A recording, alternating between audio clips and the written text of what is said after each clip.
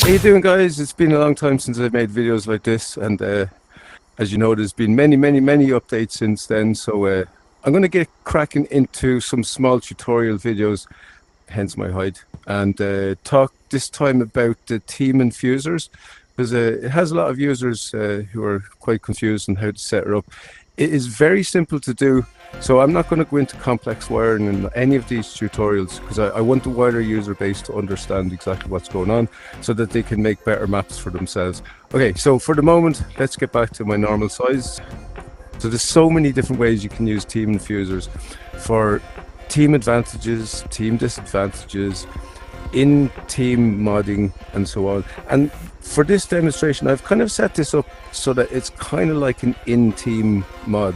For example, essentially what you want to do is place down a team button. It's not absolutely necessary, but for this type of a demonstration it is. So you could place down any, let's say the default yellow or the default red or blue. So all I've done is put the team infuser as color black, because there's no actual black team. So it means when you press any of the features, that it's going to affect everybody else in the room. So as you can see, I haven't used all the different potions. I've used some of my favorites: slow falling, speed, small blindness, haste, and levitation. Personally, I actually really like the levitation and the blindness potion, because that way I can kind of simulate space maps, which I'm at the moment kind of working on one. When it gets more into the game mode structure, I'll do some tutorials on that as well. But just to show you, if there was other people in the lobby, so this will affect speed. Obviously this is the most obvious one for the camera. As soon as I press it, me and everybody else in the lobby will go small. This would be a simple enough way to create a handicap for the other team. So let's say, for example, we press our team button. Now remember, I'm still in creative. I'll show you a quick example in play mode.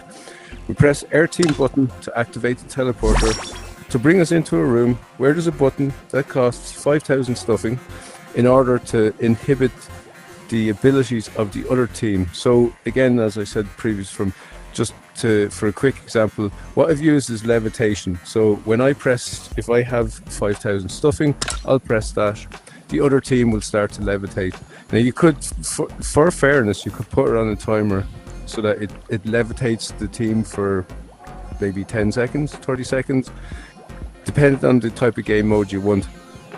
Also, the opposite team would have the same feature to inhibit levitation at 5,000 stuffing on the opposite team. Remember, I painted the team color of which you are playing on, but remember the infuser, if you want to inhibit effects on the other team, it needs to be that team's color. There are so many hundreds of ways that you could set up various game modes. What I can show you now is ways to affect all of the players at once. At the start of the video I was saying have your team color set up.